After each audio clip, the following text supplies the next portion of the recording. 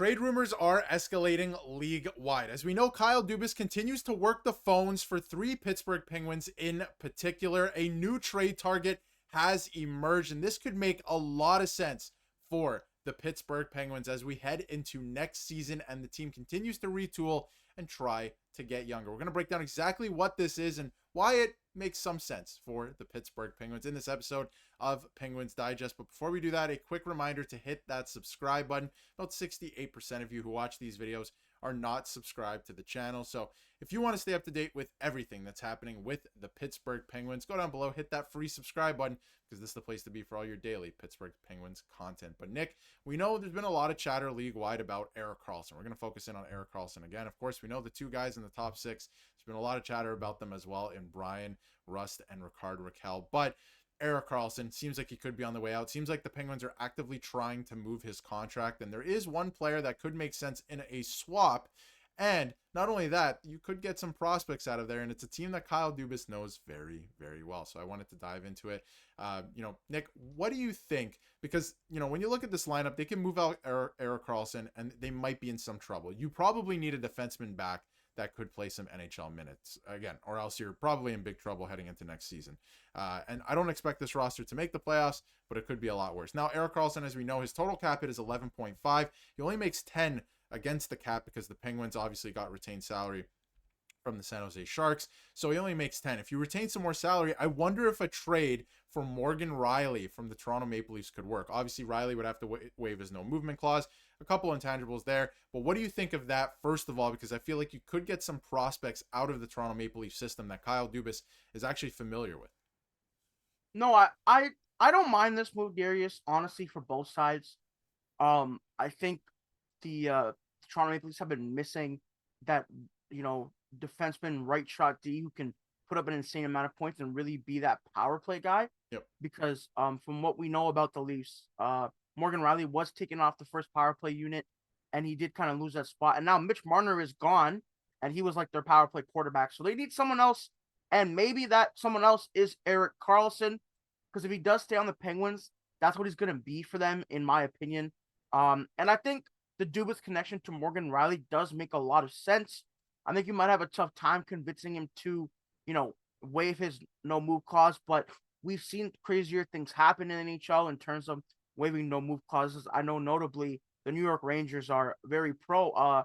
Your no move clause, it doesn't even exist. So that is something that could happen. And I think for the Penguins with if Erik Karlsson were to leave, you definitely do need bodies in there. Because we do know they are trying to bottom out, of course, but you can't be super embarrassing, in my opinion. Like for an example for me is the Chicago Blackhawks, who when they bottomed out, it was embarrassing because they literally had no one to watch except for Bedard. I mean, obviously the Pittsburgh Penguins are gonna have a ton of players to watch, so with the Crosbys and Malkins of the world. But I see the swap working. If you can make the cap work. Maybe maybe Dubas can get some prospects he was familiar with in Toronto. I know the Leafs don't have a ton of draft picks, so maybe that's not the option you look at. But even if it's a middling prospect or someone from that a C or B prospect, I don't know if you're getting any A prospects. The Leafs also have some forwards they've been looking to move out. There's a logjam there, the Toronto connection with Dubas is this is gonna be players he's the most familiar with. So I can see the swap working from a logistics point of view. And I think the style fit works better with Karlsson and the Leafs because I think Berube could insulate him more. He would, play with a guy like Brandon Carlo, who could maybe he would have to flip sides. They could work that out. I think they would be able to figure that out. And Morgan Rielly in Pittsburgh, he's a good locker room guy, good vibes guy. He's also, a good player. I think he's become severely underrated in Toronto. Just because he's lost a lot of his role. And he's been there for a really long time, so fans are used to what he does. He's still only 31, 41 points last year, really not that bad. And I think he could be a good player for Pittsburgh if he does end up going there. And, despite the NFC being a thing, I think Rielly could benefit from a change of scenery. And I could see this trade working on a multitude of reasons, but it all does hang on that Rielly no move clause, from my point of view, of course. Yeah, he would definitely have to accept the trade, right? And that might be a little bit difficult as we've seen league-wide. But like you mentioned, the New York Rangers are prime example of a team that doesn't matter to them. So maybe they can get something done there. But I think it's an interesting one. And if you take a look at this too, from Chris Johnson, he said that they're not going to retain half on Erik Karlsson for anybody. Now, I'm not asking for the Pittsburgh Penguins to retain half, of course. Maybe they retain 3 million, get him down to 7 million. Then if you look at the cap hits, that makes a lot more sense. You have Karlsson at maybe 7 million, and then Rielly's at 7.5. That makes sense for a Toronto Maple Leafs team that wants to shed cap space. And we brought up prospects. Maybe you're looking at a guy like Cade Weber, who, Kyle Dubas is somewhat familiar with. Actually, he might have been acquired after Kyle Dubas left, but this is a big body defenseman that Kyle Dubas could be very interested in. They just signed him to a new contract, could be very attractive. He's 6'7", 220 pounds at this point, so I thought that was interesting. The Leafs also have to shed more cap. Maybe you can get a guy like Bobby McMann, who is a very useful NHL player right now. He was playing at a $5 million pace at one point last year, and he only makes $1.3 million. He's another big body, 6'2", 210 pounds. So that's interesting. Again, if you take a look at the Leafs situation, they want to go out and get a top 6 forward. The Penguins can also help with that if you want to make it a bigger deal, but they do have to shed salary cap space. They have only about $3 million in cap space right now. Doesn't make too much sense. If you look at the Penguins, they can take on a lot of salary. They don't even necessarily have to do that in this deal. You're almost swapping, retaining some salary, and then you're almost swapping cap hit. So it could make some sense. And again, you could look at some prospects like maybe a Ben Danford. Maybe you can get him out of Toronto as well and make this a bigger deal. And obviously, maybe you include a top 6 player and you can retool on the fly if you're the Penguins, getting some younger help that will make a difference in the next couple of years. So this is just a mock lineup I put up together. I don't know if you have any thoughts on this, Nick. I think you get better immediately with Bobby McMann in the lineup on that third line too. He could probably even play second line minutes for this team. Blake Lizotte is there for some reason, but Morgan Rielly on the top line too. Obviously, Erik Karlsson going to the Leafs, that does make a lot of sense for them. They have their quarterback on the power play now at this point. And if you're the Penguins, if you're able to, obviously bring in some more prospects, maybe a Cade Weber, maybe you even look at a Ben Danford, you make it a bigger trade with a top 6 forward and included like a Rust or Raquel. I think they're more inclined to trade Raquel at this point in time though. But what do you make of this? I think it makes you better immediately, it makes you better in the long term, and you finally shed that salary cap and player in Erik Karlsson, who is at this point an aging one-dimensional player. Yeah, and I think it's tough from the point of view of the contracts. Like Erik Karlsson has like one or two years left.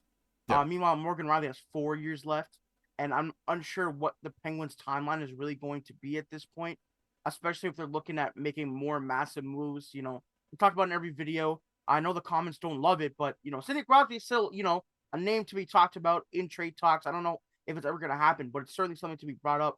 And then you're kind of just Morgan Rielly might be a sitting duck at some point, but if you can move off the Erik Karlsson deal, because it seems like he wants to go. He's been an elite player in the NHL. Maybe you want to send him to a playoff team. Because Dubas is always, we got to do right by the guys we bring in. So that could be interesting as well. And I think from the lineup you brought up, Bobby McMann could be a fun player for the Penguins, but he doesn't really move the needle. He's a solid player. He could put up 20 goals for you. He's a little inconsistent. He's not a good playoff player, but the Penguins aren't going to make the playoffs, so it doesn't matter. Right. But maybe you could convince another team, if you give him more minutes, that maybe this guy could be a 30-goal guy at 1.335 million or whatever he's making. That's nothing. And you know what the thing is though with Bobby McMann, I think for the Leafs perspective, if you do kind of get to the trade deadline, the Leafs will be looking for a player like Bobby McMann, who's really cheap and can play on the third line and chip in some goals every now and then. I know playoff numbers aren't there, and for the Penguins, I think they maybe want just future assets for Erik Karlsson. They're maybe willing to retain a little bit more because they have the cap space. Why do a cap in and out trade? I think the trade works if you just look at the Toronto-Pittsburgh perspective. But I think if Kyle Dubas wants to, broaden his search here, I know there's a team that could probably put up a lot of just straight up assets, future assets for Erik Karlsson, a first and a prospect. Instead of like, why do we want this Morgan Rielly contract on our books for no reason? Despite I think Morgan Rielly's a good player. I think he's become a little underrated in Toronto. He's an anchor back there. He plays a lot of minutes. He doesn't make that much money in the rising cap world, but I think for the Pittsburgh Penguins, you're gonna want just futures, maybe guys who are young and get something like that. Not a Morgan Rielly who's 31 and has 4 years left on his deal. It's just gonna become another contract like Erik Karlsson, where okay, why do we still have all these older guys on the team when we're trying to be bad? So I think if they were to do this trade, they'd be, kind of stuck in a loop, where it's just like, why do we have another guy that's over 30 and has 4 years left on his deal and makes a decent amount of money and has no move clause? From that point of view, I think stylistically it makes sense, but from that point of view, it doesn't really make a lot of sense for me.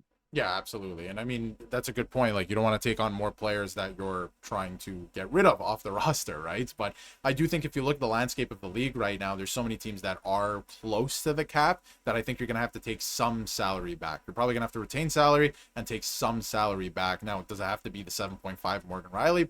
It doesn't have to be, right? But I think it's an interesting idea because it sounds like the Leafs are one of the teams that are involved in kicking tires on Erik Karlsson. So it's going to be interesting to see what ends up happening. We want to hear what you have to say about this in the comments. And if you haven't yet, hit that subscribe button so you can stay up to date with everything Pittsburgh Penguins.